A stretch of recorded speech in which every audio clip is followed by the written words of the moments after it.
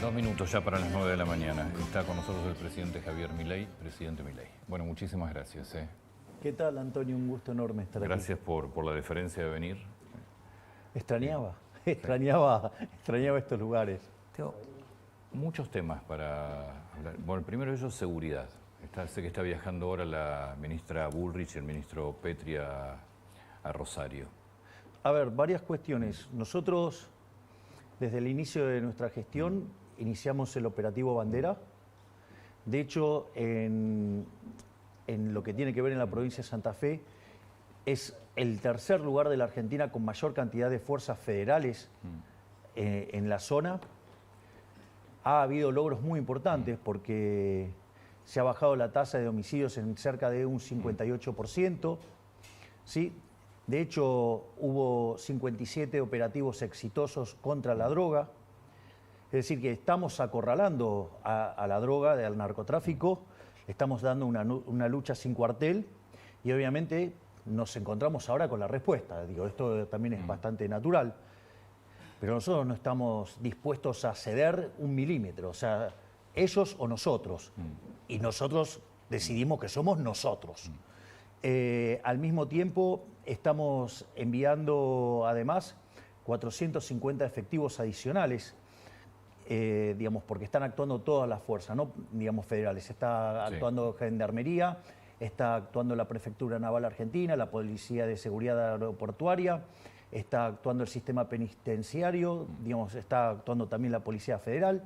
Es decir, están todas las fuerzas y además se le está dando asistencia logística con el Ejército.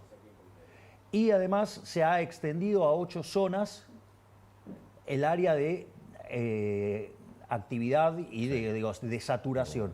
Así es que nosotros los estamos acorralando, no les vamos a dar tregua y vamos a terminar con este cáncer que es el narcotráfico y este tipo de violencia. Es decir, esto no se puede negociar. Lo que pasa es que hay que entender que, lamentablemente, van a tener que entender digamos, los santafesinos y muy en especial los rosarinos, que haberle dado tanto crédito a los socialistas no es gratis. Es decir, todo lo que tocan los destruyen. Es decir, si le das para cosas de la economía te van a llevar a la quiebra, digamos, si le das cosas de inseguridad vas a tener este tipo de problemas. Igual tenés un tema con la justicia enorme acá. No, pero no es solamente la justicia, digamos, porque también, digamos, en el Congreso, en la parte que tenía que ver con la ley base, votaron en contra. Es decir, entonces los socialistas, digamos, o sea, que están a favor de los delincuentes, a favor de los narcotraficantes, porque cuando llega el momento de la verdad, el momento de votar, siempre se ponen del lado de los delincuentes. Entonces, nosotros dijimos, acá cambia la doctrina de seguridad, acá el que las hace las paga. Digo, acá se terminó con el zafaronismo, donde se victimiza al victimario y a la víctima se la deja a la buena de Dios. No, acá, digamos, se protege a la víctima y se va contra el victimario. Es decir, se acabó el zafaronismo. Que además en Rosario ya no se puede vivir, Claro, lo que vimos esta semana fue una cosa inédita. Bueno, digamos, nada que sorprenda. Este chiquito de 24 años. Bueno, pero nada que sorprenda en donde vos hayas tenido mucho socialismo. Esa es la realidad. Entonces, digo, porque toda esa visión que tienen acerca de la justicia, de la estigmatización, o sea, son todos mecanismos por los cuales terminan justificando y avalando a los delincuentes. No va más eso acá. ¿Hay alguna intención de cambiar, por ejemplo, la ley de seguridad interior, más allá de que hoy las Fuerzas Armadas están capacitadas para logística de acuerdo a lo que marca la ley? Bueno, digo, si es necesario, nosotros estamos dispuestos a hacer cambios para que, pero eso requiere ciertas cuestiones. Hay que tener en cuenta las restricciones que impone la Convención de Ginebra. Digo, eso es un tema bastante delicado, es muy en el borde, porque no podés hacerlo si adherís a la Convención de Ginebra. Entonces, porque después te aparece un progre en el poder y termina persiguiendo a aquellos que te sacaron del problema. Entonces hay que tener mucho cuidado con eso. Presidente, estábamos hablando, bueno, el fin de semana fue un fin de semana activo en cuanto a intercambio de posteos en X o en Twitter con la expresidente Cristina Fernández por el tema, primero, del decreto donde se aumentó el 48%, ¿no? Si no me 48%. equivoco, a los cargos altos de la administración pública, eso quedó derogado. Y después se tocó el tema jubilación. A ver, Sí, si me permitís, por favor. Antonio, voy a narrar toda la historia. Nosotros en el mes de enero, nosotros dimos la orden de que no se iban a aumentar los sueldos de lo que vendría a ser el personal jerárquico, ¿sí? Los cargos políticos. Es decir, eso fue una orden que se dio en enero. De hecho, cuando se dio el primer aumento, el del 16%, a los cargos políticos no se le dio ese aumento. Ese es el primer dato. Lo que sucede después es que se llega a un acuerdo de paritarias, hay una nueva suba de salarios, ¿y qué es lo que pasa? Ahí se dispara un decreto que había enviado Cristina, que señalaba que estos puestos jerárquicos no pueden ganar menos que, digamos, las personas que están debajo de ellos en la estructura. Y eso disparó el aumento. O sea, con el segundo aumento quedaban por debajo y ahí dispara el aumento de la administración Exactamente, pública. y ahí es donde se disparan los aumentos. Frente a esa situación, nosotros tomamos dos medidas. El propio día sábado, yo mandé un decreto donde se retrotrae ese aumento. Es decir, ahora, digamos, como eso se ha depositado, lo que se hace es en el mes que viene, se lo descuenta cuando se hace el pago, con lo cual seguimos con esta tesitura de que acá el ajuste lo pagan todos, en especial la política, pero no solo eso, además al secretario de Trabajo, digamos, lo he despedido. ¿Cuándo lo despidió? En este momento lo están notificando, ¿A Yacine? al secretario de Trabajo, digamos, por este error. Este es un error que no debería haber cometido. Porque además, esto fue aclarado en el mes de enero, donde el consenso de todos los ministros era que nosotros tenemos que quedar con los sueldos congelados.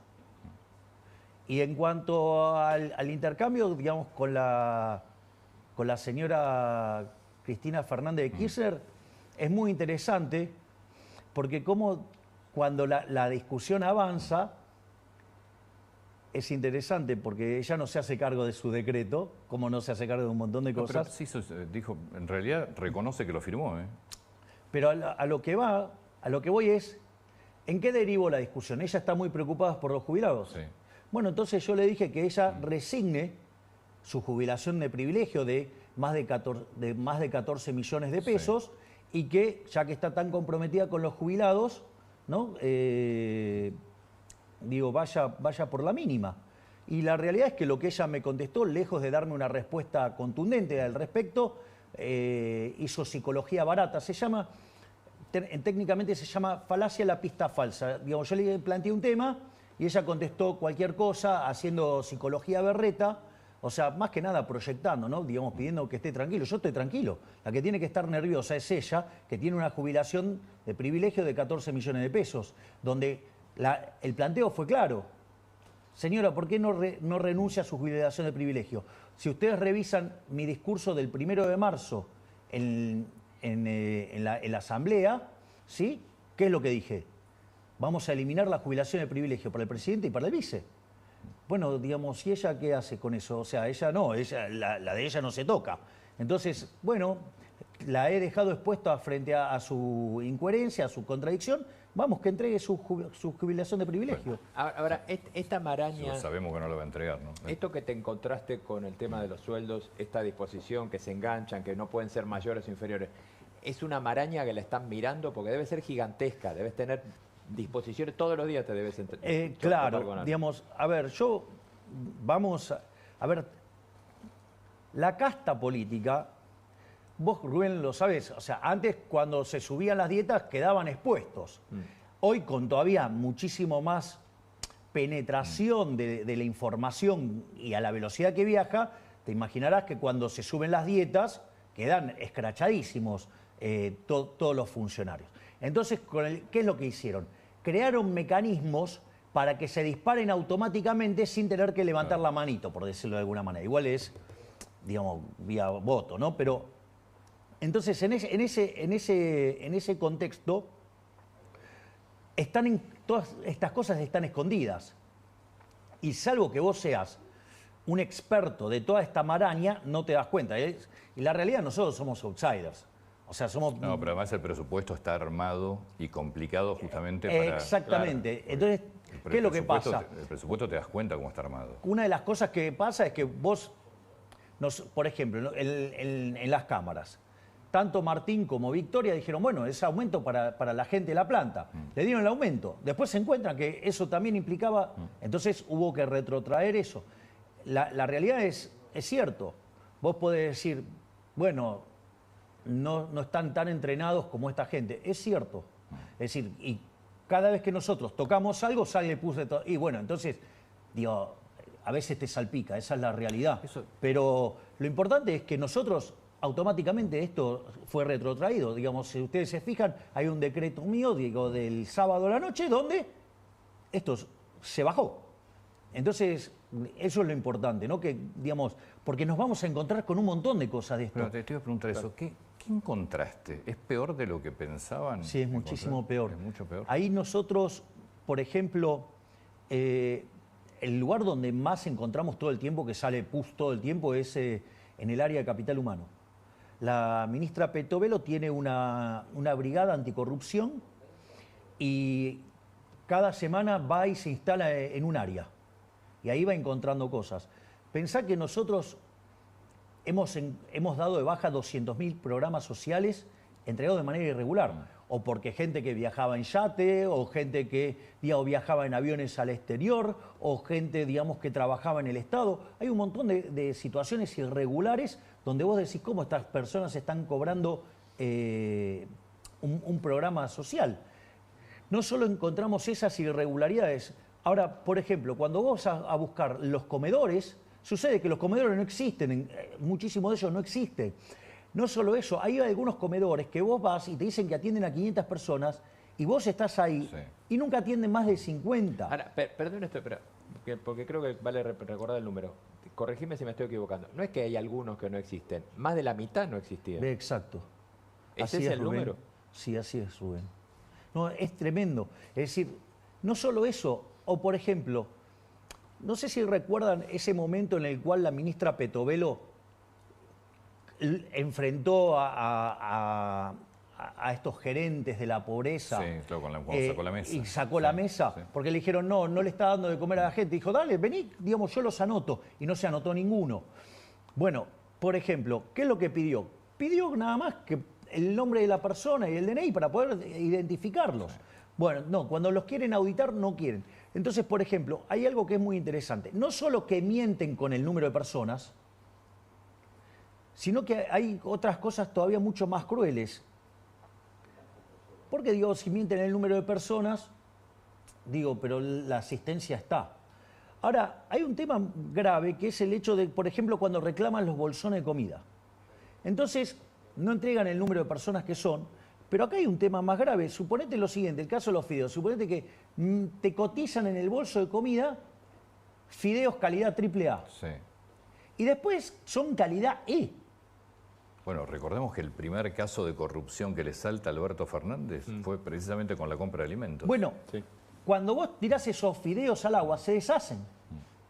Entonces, no solo que hay un problema en cuanto a lo que tiene que ver a la cantidad, sino que además hay un problema que tiene que ver con la calidad.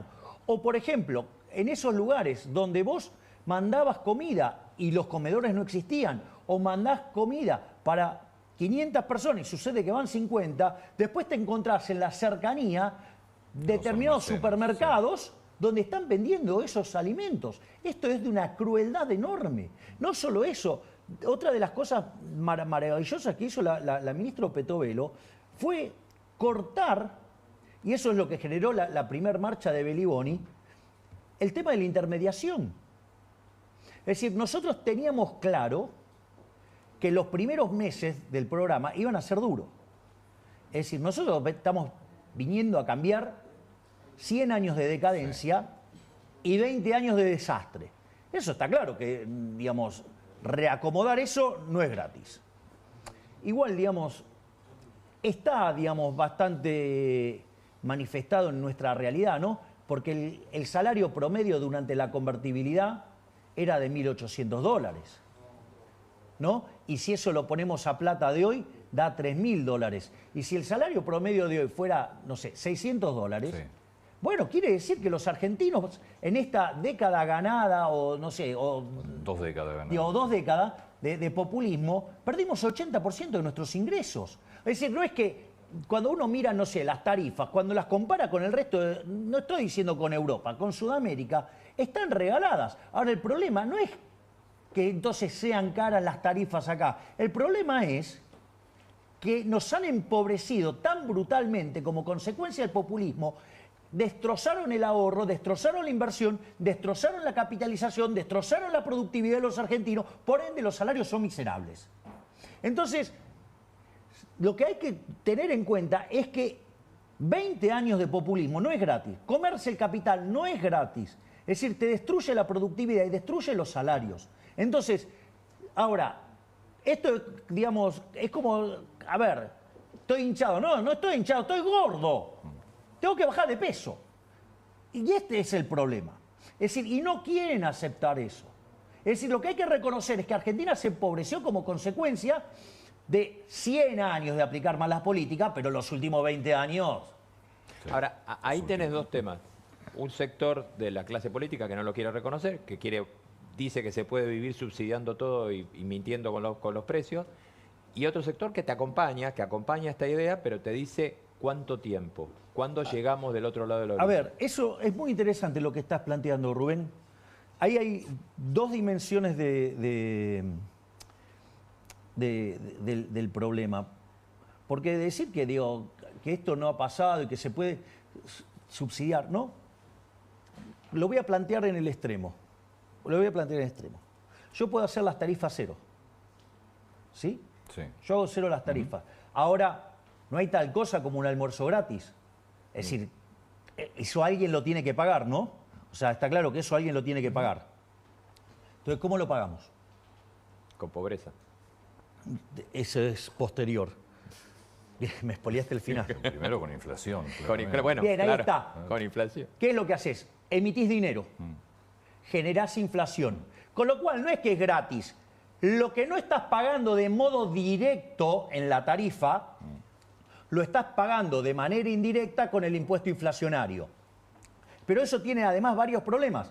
Primero porque estás falseando la señal de precios en un sector, con lo cual lo que estás haciendo es destruir la inversión en ese sector. Además estás sobredimensionando la demanda, con lo cual estás generando un problema en el resto de la economía también. Y además, como vos estás usando la inflación para eso, además estás distorsionando no solo ese precio relativo, sino todos los precios relativos de la economía.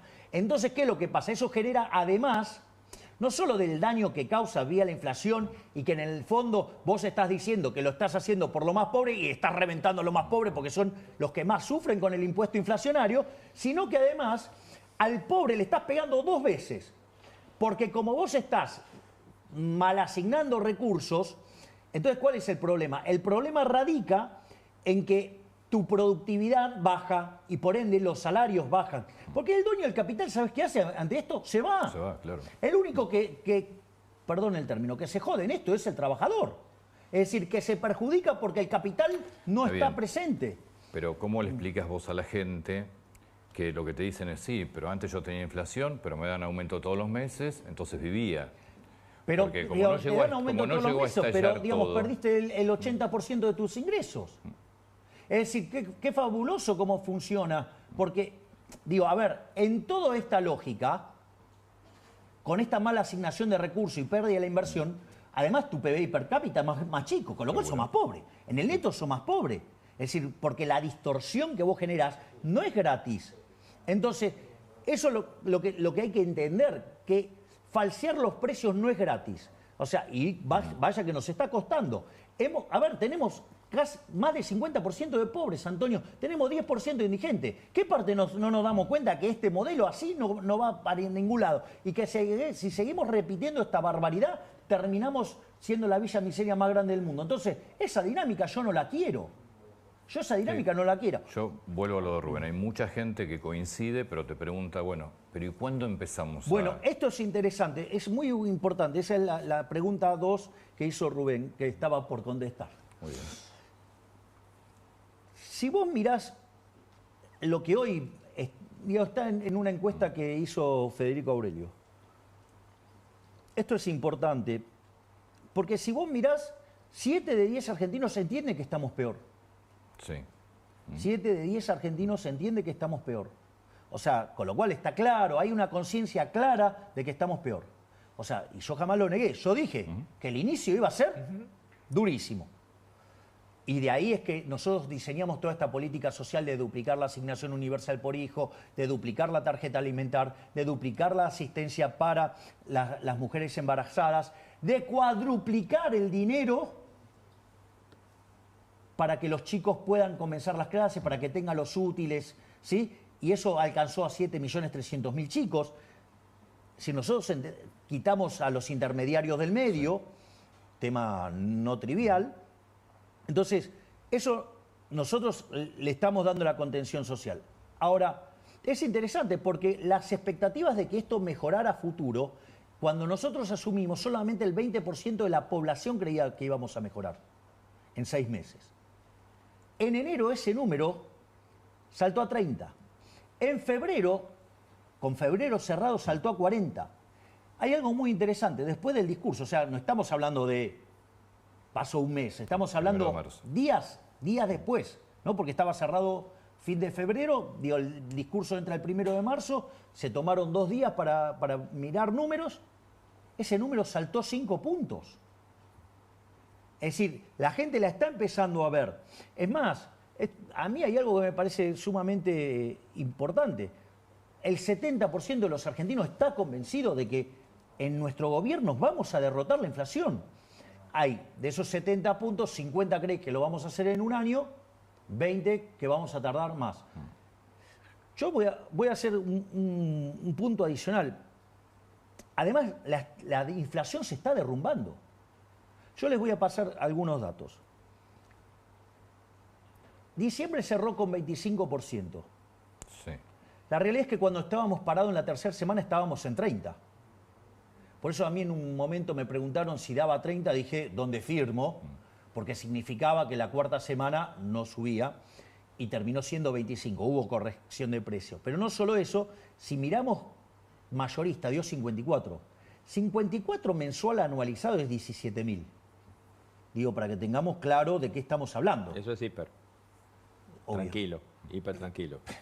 Bueno, hoy ¿sabes cómo se define en el mundo hiperinflación? 100% en 2 años. O sea, con lo cual, técnicamente, en los manuales de contabilidad internacional, Argentina está en hiperinflación. Pero no solo eso. Si ustedes se fijan, en el mes de enero tuvimos 20. Vamos con un febrero camino a 15. O sea que va, Sí. digo, la tendencia a la baja Sí. es clara. Primera semana de marzo los alimentos volvieron a subir. Sí, ahora sí, es cierto, pero cuando vos tomás la primera semana de marzo, está abajo de la primera semana de febrero y febrero abajo de la primera semana de enero. O sea, es un fenómeno que ocurre en la primera semana del mes. Esa es una de las cosas. Ahora, cuando uno toma el dato y lo limpia de arrastre estadístico,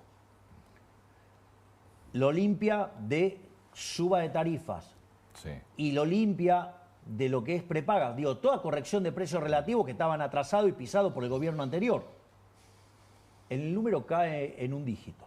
Sí. ¿Qué tenés? 7 puntos más o menos de arrastre, ¿no? De un mes a otro. Y en algunos casos pueden llegar a 6, 7 puntos, sí. Entonces, ojo, porque es más, yo les voy a pasar un dato más.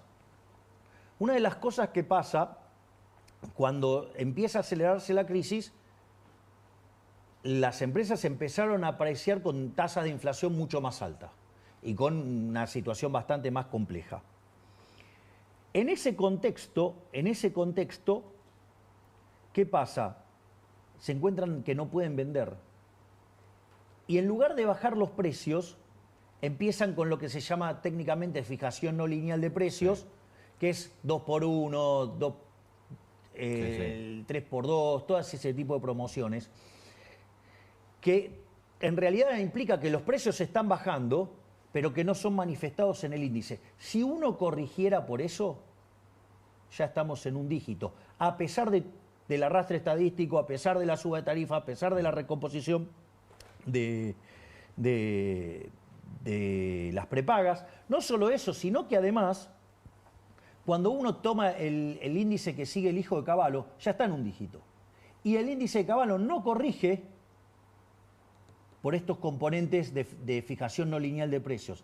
Es decir, nosotros, digamos, estamos dando una fuerte batalla contra la inflación y tarde o temprano va a ocurrir. Desde que nosotros asumimos, la cantidad de dinero no varió, la base monetaria no varió. Y eso que tenemos factores de expansión, ¿no? Porque en el medio compramos 9.500 millones de dólares, hay que encontrar una racha de compra tan profunda. No solo eso, sino que cada día nosotros vamos abriendo más restricciones. Después tenemos factores de emisión endógeno, ¿no? Digamos, los puts que se ejecutan adentro del Banco Central, o lo que, digamos, dejado del gobierno anterior, o la remuneración de los pases. Todo eso hace que la cantidad de dinero suba. Pero contraemos tanto por el fisco y por el BOPREAL que la cantidad de dinero no se mueve. Nosotros tenemos la misma base monetaria de inicio, pero frente a ese pasivo que es la base monetaria, nosotros tenemos ahora 9.500 millones de dólares más de reservas. No es un tema menor. Bueno, parte de lo que vos estás explicando tiene que ver incluso con un efecto que es la licuación de todos los de salarios, fundamentalmente de jubilaciones. ¿Cuándo? A ver, Dale. primer punto, entonces, si hay algo que podemos ofrecerle a la gente de manera directa, y que es nuestra responsabilidad, es dejar de estafarlos con el señoriaje. ¿Saben? Después me pasaron el número finito de lo que fue la emisión de dinero, ya sea directa para financiar el fisco, sí, o ya sea para pagar los intereses o las colocaciones de mercado. ¿Saben cuánto emitió el gobierno anterior en el último año? 13% del PBI. Es una barbaridad. Y hoy la base monetaria es 2,6% del PBI. ¿Está claro el desastre inflacionario que nos dejaron plantados? Eso en un año. En un año. En los años anteriores, en los 3 años, habían emitido 15. Es decir, metieron casi 30 puntos de emisión en términos de PBI. Digamos, el gobierno anterior, digamos, o sea, era obvio que esto iba a explotar. Entonces, nosotros estamos haciendo todo para evitar la hiper. Si nosotros nos vamos a una hiper, la pobreza no es 50, 60, es 95. ¿Sí? Y la caída de la actividad es 20. Para que la gente lo entienda, ¿sí? Ese veneno en la sangre, que esto, esa cantidad de exceso que hay de pesos, ¿durante cuánto tiempo te va a seguir impactando en pesos? Y nosotros... Precios, perdón. Vos fíjate, una de las cosas, yo esto lo estaba... porque en una de las charlas que yo tengo con el profesor de Pablo, de Pablo analizó toda la política económica argentina desde mediados del siglo XX para acá, toda. Y además tuvo interacción con todos los ministros de Economía y con todos los presidentes del Banco Central. Con lo cual es una fuente de conocimiento importante. Entonces, una de las cosas que es muy notable, que él me señala, es la velocidad a la que está ocurriendo todo. Esto es un tema no menor. Pero no solo eso, entonces, ¿qué hice? Fui a chequear los números de la convertibilidad. El ritmo al que está desacelerándose la inflación hoy... Al doble debe ser. Es ahora mucho más rápido que lo que ocurrió con la convertibilidad. Sí. Y ahí yo logré hacer una explicación técnica. Perdón que no es el lugar, pero digo, lo hago y el que la entiende. Pero el que entiende sabe lo que estoy diciendo. Cuando uno fija el tipo de cambio, el dinero queda determinado de manera endógena. Entonces, si ustedes se fijan, por ejemplo, nosotros estamos comprando dólares. Nosotros podríamos estar expandiendo la cantidad de dinero. No tendría por qué estar esterilizando.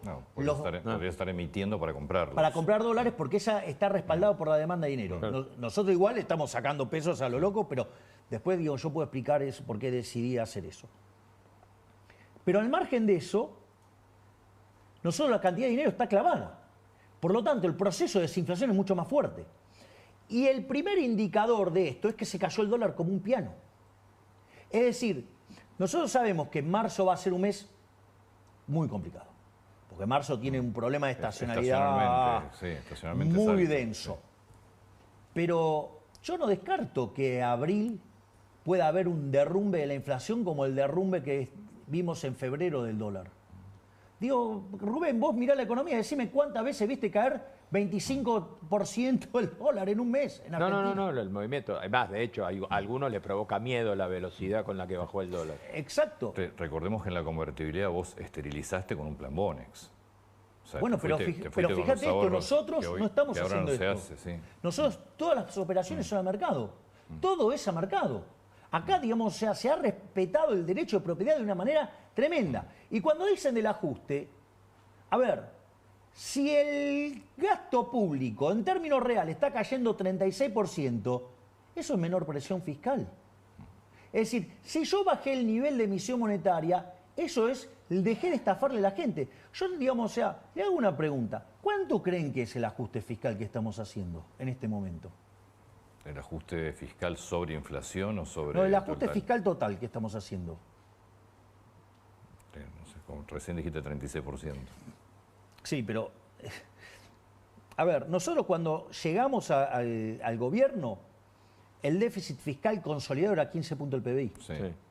Teníamos 5 en el Tesoro y 10 en el Banco Central. Nosotros pensábamos ir a déficit cero a fin de año. Sí. El déficit cero es muy importante ¿en qué términos? Es muy importante en términos de que como yo no tengo déficit fiscal financiero, el que cuenta, no el primario, el verdadero, sí, la deuda no me sube. O sea, yo tengo que rolear la deuda nada más. Sí. Entonces la relación deuda-producto es no creciente. Por ende, soy solvente. ¿Y dónde lo ves eso? Que cuando nosotros ganamos la elección, el riesgo país era 2.900 y hoy es 1.600. Sí. Es decir, ese dato es contundente. Es decir, no solo eso, sino que, fíjate esto, nosotros después empezamos a ver los números y veíamos que podíamos llegar al equilibrio primario en enero y al equilibrio financiero en marzo. Y lo logramos en enero. En enero, sí. Es decir, porque, a ver, yo lo voy a poner en estos términos. Argentina de los últimos 123 años tuvo déficit durante 113. Es decir, entonces nosotros estamos haciendo algo que claramente en la historia argentina no se dio.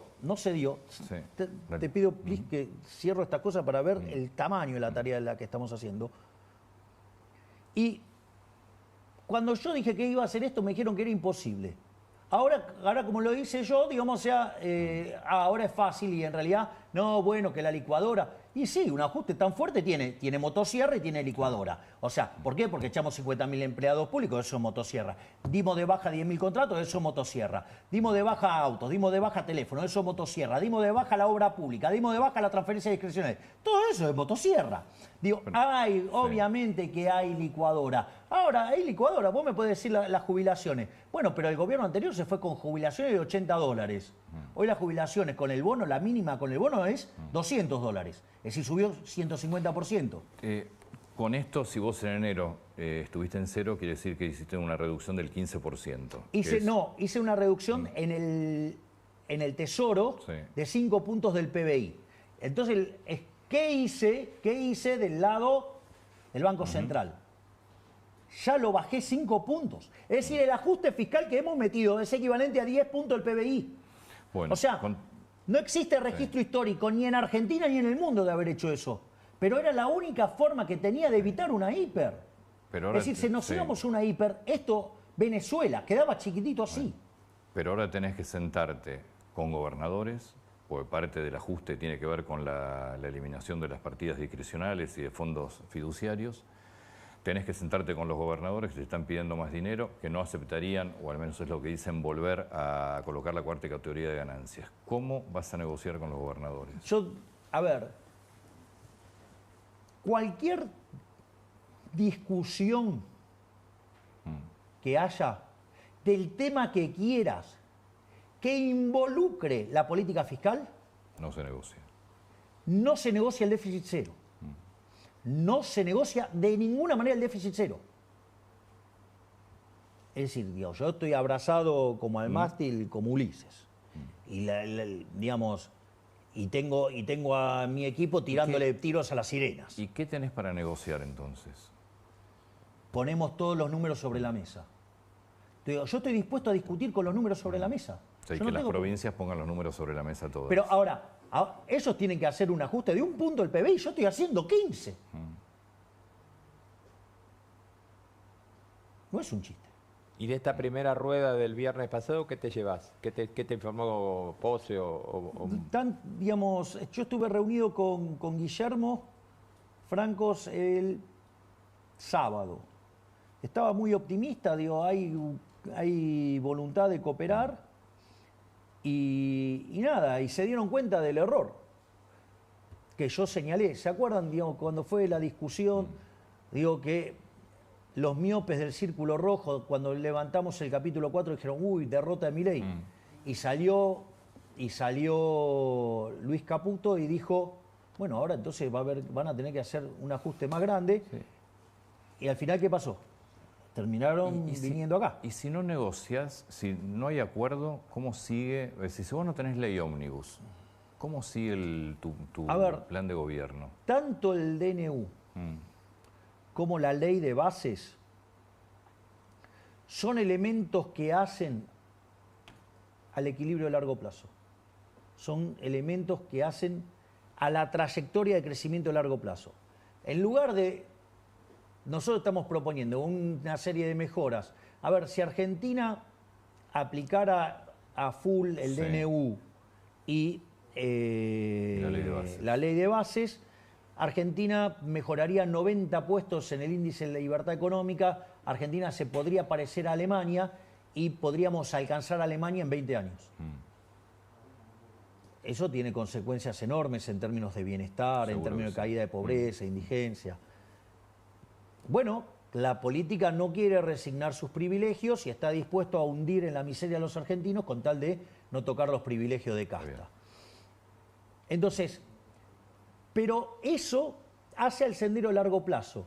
Yo tengo que manejar la coyuntura. En la coyuntura que tengo, si nosotros domamos la inflación, abrimos el cepo, la actividad económica rebota. Sí. Con ese rebote y a pesar del marco institucional putrefacto que tenemos, como nos hemos comido el capital durante 20 años, la productividad en Argentina tiende a ser muy alta, los retornos tienden a ser muy altos. Esto quiere decir que vos podés crecer mucho independientemente de mejorar el marco institucional, porque es una economía que por más que tenga mucho riesgo, tiene un montón de retorno.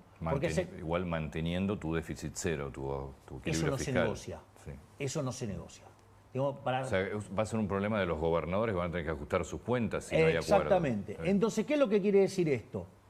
Esto significa que nosotros estamos en condiciones de avanzar en nuestro programa de estabilización y de recuperación y crecimiento fuertemente, digamos, en la última parte del año y el inicio del que viene.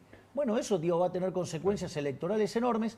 La gente va a haber identificado claramente quién es la casta que juega en contra de los intereses de los argentinos. Y ahí, digamos, le vamos a dar una paliza en las urnas que el 11 de diciembre del 25, si ahora vienen reformas que le tiramos por la cabeza, yo les aviso, solamente hemos enviado un 25% de lo que tenemos.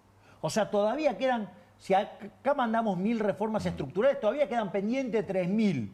Pero pará, déjame.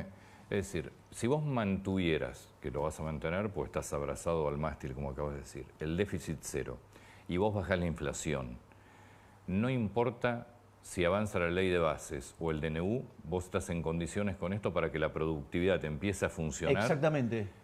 Y tengas una economía creciente hasta las próximas elecciones y ahí te cambia la conformación del Congreso. Y ahí hago las reformas estructurales que me quedan para acelerar la tasa de crecimiento. ¿Y qué te queda de lo que ya presentaste por más que no se haya votado?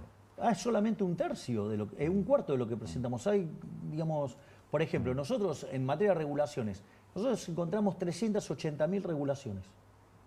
380.000. Así como digo que son todos kiosquitos. No tengo dudas. Bueno, entonces, No, a ver, mi modelo para parecerme no es Alemania. Mi modelo es parecerme a Irlanda. Mi modelo es parecerme a Suiza. Es decir, yo quiero estar en el máximo lugar de libertad económica del mundo. O sea, y eso implica multiplicar el ingreso per cápita en Argentina por 10, 12 veces, 15 veces. Ese es el mundo que yo quiero. Ese es el legado que le quiero dejar a los argentinos. Vos al mismo tiempo tenés la economía que está diciendo quiero arrancar, liberame que quiero arrancar. Y ahí tenés el cepo. Mira, ahí cómo estamos. A ver, yo esto yo lo he trabajado con distintos profesionales. Si yo, esta es una pregunta muy inteligente. Si yo miro la base monetaria a lo largo del siglo XXI, te da en promedio cerca de 10% del PBI. Hoy ese número es 2,6. Es decir, que si vos mirás eso, estoy muy desmonetizado. Además, si yo miro el crédito al sector privado no financiero, en cualquier país de la región está arriba del 70%, 80%. Ni que hablar Chile, 150, números verdaderamente. Nosotros tenemos 4%. Desastre. Y nosotros tenemos cerca de depósitos en términos de, son 12 o 14% del PBI. Es decir, que si yo lo miro desde ese lado, estoy muy desmonetizado. Es decir, con lo cual hay economistas que consideran que yo hoy puedo abrir. Es cierto. Ahora, ojo, porque abrir implica que yo tengo que dejar de emitir. Y si yo dejo de emitir, tengo que hacer la tasa de los pases cero. Entonces, ese switch de portafolio a mí me puede generar una corrida. Entonces, yo prefiero ir sobre seguro, como dice el fondo, y apuntarle a mitad de año. Obviamente que si viene alguien y me pone 15.000 millones de dólares, sí, abro mañana y la economía despega. Pero si no los ponen, a ver, podrían ponerlos, sí, porque mirá, arrancamos con los bonos en 18 dólares, ahora están en 48 dólares. ¿Y si te lo pone el fondo? Hay distintas alternativas para que lo pongan. O sea, una podría ser el Fondo Monetario Internacional. ¿Cuándo son las elecciones en Estados Unidos? Bueno, hay algunos mecanismos que son muchísimo más rápidos, pero falta mucho para las elecciones. Entonces, es cierto que si vos lo mirás frío, podríamos abrir. Pero también es cierto que la base monetaria amplia son 10 puntos u 11 puntos del PBI. Entonces, no sobra mucho, digo, estaría subiendo un punto del PBI, pero ¿quién me asegura que no voy a tener un cambio de portafolio hacia dólares instantáneo? Es que vos, bueno, entonces, ¿sabes qué? Sigamos con este mecanismo de saneamiento del Banco Central. Es más despacio, tarda un poco más en salir la economía, pero vamos pisando sobre seguro. Que inmediatamente abierto el cepo, tenés una recuperación fuerte de la economía. Te rebota la actividad económica porque vos con el cepo lo que estás teniendo es un exceso de demanda en el mercado de divisas. Sí. Eso implica que en el resto de la economía tenés un exceso de oferta. ¿Qué quiere decir esto? Que exceso de oferta en el mercado de bonos significa que los precios de los bonos están deprimidos, quiere decir que la tasa de interés es alta, que el riesgo país es alto. Altas tasas de interés implica un exceso de oferta en el mercado de bienes, con lo cual te penaliza el mercado de bienes. El exceso de oferta en el mercado de bienes implica un exceso de oferta en el mercado de trabajo que se manifiesta como con desempleo o con salarios reales verdaderamente miserables como los que tenemos, y la consecuencia son la cantidad de pobres e indigentes. Si vos liberás, ¿qué es lo que sucede? Ese exceso de demanda desaparece y todos los excesos de oferta restantes desaparecen. Con lo cual, digamos, tenés un fuerte rebote de la actividad económica. Pero de vuelta, abrir, hoy tenés un riesgo. Yo digo, sí, yo hoy puedo abrir. A ver, si yo abría en el 11 de diciembre, la hiper era un dato. Hoy estamos 50 y 50. Bueno, es una apuesta todavía muy riesgosa, porque el downside es tan grande que, digamos, salí corriendo. Entonces, yo lo que digo es, hasta que no venga alguien y me ponga los 15.000 millones de dólares, si no me los compro en el mercado y después te abro con los dólares que me compré en el mercado y venime a buscar ahí. Pero, entonces, abril, mayo, junio tienen un valor enorme en términos de la cantidad de dólares que vamos a juntar. Porque no solo los dólares de vengado, los dólares caja son mucho más. Entonces, digo, ahí venime a buscar. Pero, digo, esa es la solución solo. Digamos, si alguien me pone la plata, salimos 3 meses antes. Pregunta concreta, tema jubilación. Sí. ¿Cuál es la fórmula que está pensando el gobierno de Javier Milei? Cualquier solución de cualquier tema que vos quieras enfrentar tiene que respetar el déficit cero. Es decir, cualquier propuesta que hagas, cualquier alternativa que vos mires, tiene que respetar el déficit cero. ¿Me comprendés? Porque si vos tenés déficit, si vos generás una fórmula que genera déficit fiscal, tenés varios problemas. Una que haces, te endeudás. Entonces, le cargas el costo del ajuste a todas las generaciones futuras. Sí, claro. Parece bastante injusto eso. Si lo financio con emisión monetaria, Más inflación. lo hago empobreciendo a la gente, con lo cual tampoco funciona. Y si lo hago con más impuestos, la economía no crece, con lo cual... Con lo cual vos deberías además atar la nueva jubilación a una reforma laboral que te permita generar más ingresos en Es el que sistema. absolutamente. La reforma previsional no puede estar escindida de la reforma laboral. ¿Por qué? Porque vos hoy tenés 6 millones de personas en el mercado formal, ¿sí? Privado, y tenés 8 millones afuera. Si algo no funciona. Digo, después están los empleados públicos, después está, digamos, lo que monotributista, todas esas otras categorías. Pero yo miro el empleo formal del sector privado, está desde el 2011 clavado en 6 millones de personas, 6 millones de puestos de trabajo. Y hay 8 millones afuera. Acá hay algo que está mal. Entonces, si a los delirios populistas, digamos, de la reina polenta, ¿sí? De duplicar los jubilados metiendo gente sin aporte, le ponemos las regulaciones laborales y entonces, digamos, tenemos una relación que directamente la relación beneficiario-aportante, digo, es un número, o si vos querés, aportante-beneficiario, todo es lo un que se delirio. está hablando de nueva fórmula jubilatoria, ese ajuste por inflación, digo, si no va atada a una reforma laboral, no hay reforma jubilatoria. Exactamente. Lo que vos podés hacer, en el fondo, en la transición, es hacer un parche para que ya está con los bonos de parche. Por eso. Pero bueno, digamos, o sea, los bonos lo que te está diciendo que es que la fórmula es tan mala que tenés que generar bonos para compensar. Entonces, vos necesitas una fórmula, si vos querés pensarlo en etapas, digo, primero tendrías que asegurarte que la fórmula no violente el déficit cero. Una vez que, de modo tal que cuando vos le das un recurso, el recurso es genuino. Sí. Entonces, ahí lo que podemos hacer es, bueno, acá hay déficit cero. Una vez que tenemos déficit cero, si se generan recursos, bueno, ¿a quién van los recursos? ¿A las provincias, a los jubilados, a los niños? ¿A dónde vas? Digo, porque ahí es la otra discusión. Y cuando hay crecimiento, baja de impuestos. Entonces, en ese contexto, vos tenés que respetar eso. Y después avanzar en una reforma integral que incluya el mercado laboral. Pero está claro que la reforma del sistema previsional no es independiente de la del mercado laboral. No, porque vos necesitas ingresos genuinos al sistema jubilatorio. Exactamente. Pero fíjate que vos más que duplicarías la cantidad de aportantes al sistema si vos lográs pasar a blanco. Bueno, de hecho subirían 133%, ¿no? Digo, si nos vamos de 6 a 14 millones de empleados formales en el sector privado.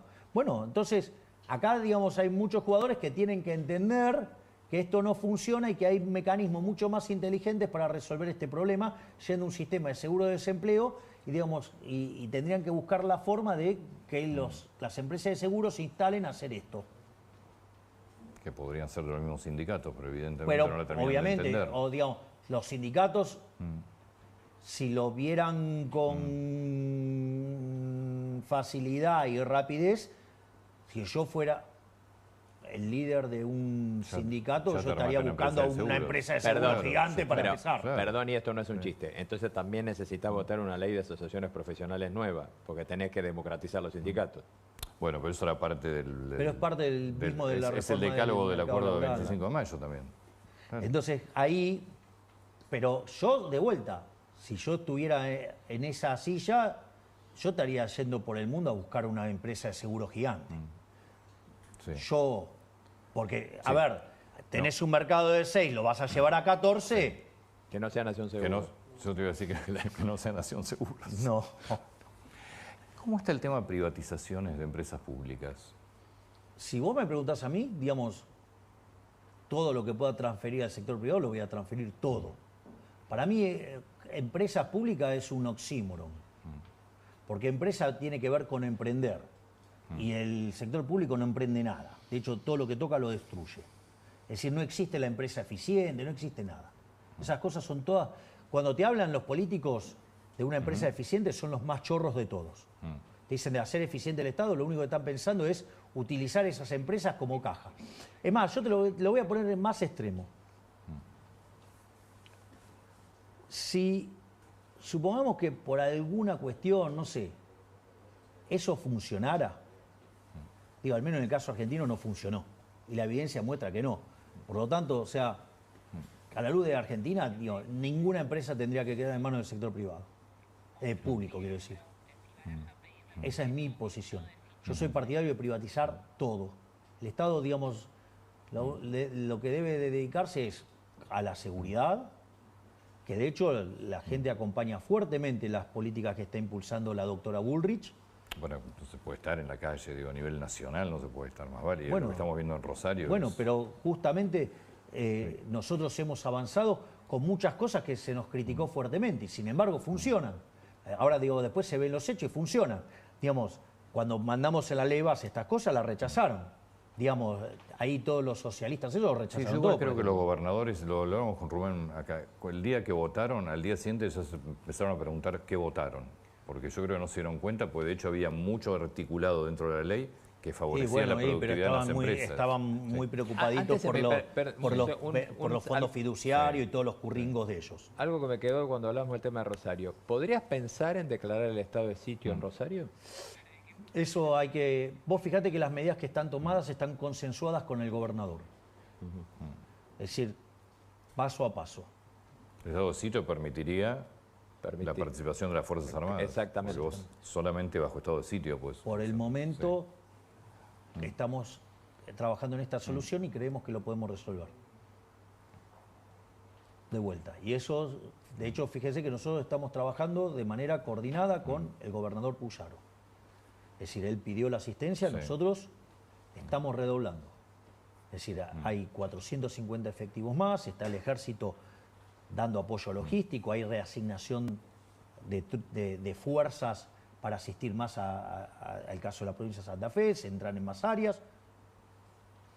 Yo creo que con esto lo podemos resolver. O sea, después la realidad es dinámica.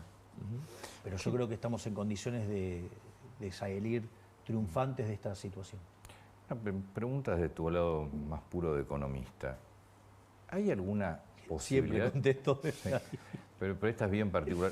¿Hay alguna posibilidad alguna vez de saber toda la maquinaria de corrupción y de curros y estas 380? ¿Cuánto implica en dinero? Es decir, ¿cuánto Hay un estudio, se gastó? sí, hay un estudio del BID que estudia la ineficiencia técnica del gasto público. La peor región del mundo es América Latina y el peor país de América Latina es Argentina y tiene una ineficiencia técnica del gasto público de 7 puntos del PBI. 7 puntos del PBI y eso considerando ineficiencia, ¿sí? No pensando mal. De la ineficiencia y la corrupción se ven de la misma manera, en términos de... Sí, está bien. Es decir, suponete que vos te hubieras que ganar 10 y viene tu empleado y te roba 3, o en el medio se rompieron 3 por algún motivo, o sea, la corrupción y la ineficiencia ahí en términos cuantitativos se ve igual. Después tenés que entrar a por qué, pero digo, sí hay, para mí son 7, por lo menos 5 puntos del PBI ahí seguro. Qué bárbaro. Es un escándalo. ¿Y vos crees que va a terminar? Por año. Sí. Por año. 5 puntos del PBI exacto. por año. Exacto. O sea, cada 20 años la corrupción te come un PBI. Un PBI entero. Vos planteaste, pusiste arriba de la mesa el tema de los fiduciarios, que la verdad que era algo que yo creo que para el 90% de los argentinos no sabía ni que existía esa estructura paralela. ¿Termina alguien en cana por eso? ¿Va alguien preso? Me encantaría. Me Pero encantaría. ¿lo ves lo suficientemente profundo la investigación como para que vaya alguien Nosotros preso? estamos dispuestos a ir al hueso hasta que, digamos, terminen presos los ladrones, sí, claro. Me quedé asombrado del número de corrupción. Sí. Bueno, digamos, si vos querés tener una medida de corrupción enorme, la financiación del déficit fiscal con emisión monetaria, eso es corrupción también. Eso es un delito, eso es equivalente a Sí. una falsificación, que lo pagan los que tenían los saldos reales de inicio. Vos fijate que esto es tan brutal, pero no está... El kirchnerismo, a ver, digamos, nos robó 7 puntos del PBI por año con ese mecanismo, ¿no? Porque dijimos que terminó siendo 28. En el último año, para tratar de ganar la elección, metieron 13 puntos del PBI. O sea, te asustaste con ese 7, el doble metió. Ahora, fíjate esto, ese mecanismo, son tan perversos los políticos que eso no está tipificado en el Código Penal. Y nosotros una de las cosas que vamos a mandar es una ley para que si vos emitís dinero, digo, va preso el presidente del Banco Central, todo el directorio del Banco Central, el presidente de la Nación, el ministro de Economía y los diputados y senadores que aprueben eso. Además, con la característica como si fuera un delito de lesa humanidad, que sea imprescriptible, porque ¿qué es lo que pasa? No, Va a venir otro, Sí. va a tirar esto por la borda, como hicieron con la convertibilidad, y van a empezar a buscar. Pero tarde o temprano va a venir un ortodoxo y los va a ir a buscar. Entonces, y van a ir presos. Digo, no es un chiste robarse 5 puntos del PBI todos los años, 7 puntos del PBI, digamos, promedio, o 13 puntos, que es lo que hizo el kirchnerismo el último año.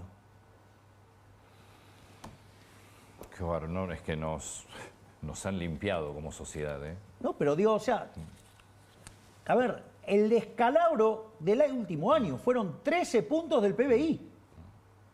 Entre financiamiento del fisco, entre lo que fue la emisión de los pasivos remunerados y las operaciones de mercado abierto, 13 puntos del PBI. Es decir, con una base de 2,6. Digo, si eso no es una hiper... Presidente, muchísimas gracias. No, Gracias, por favor, Javier, ¿eh? gracias a vos, Antonio, No, por gracias, favor, Rubén. Gracias, No, por gracias favor. por la deferencia de haber venido. No, por favor, es un placer. Aparte extrañaba. Muchas gracias. No, por favor. Nos vamos a Rosario, está allí Jean Libares, ¿eh?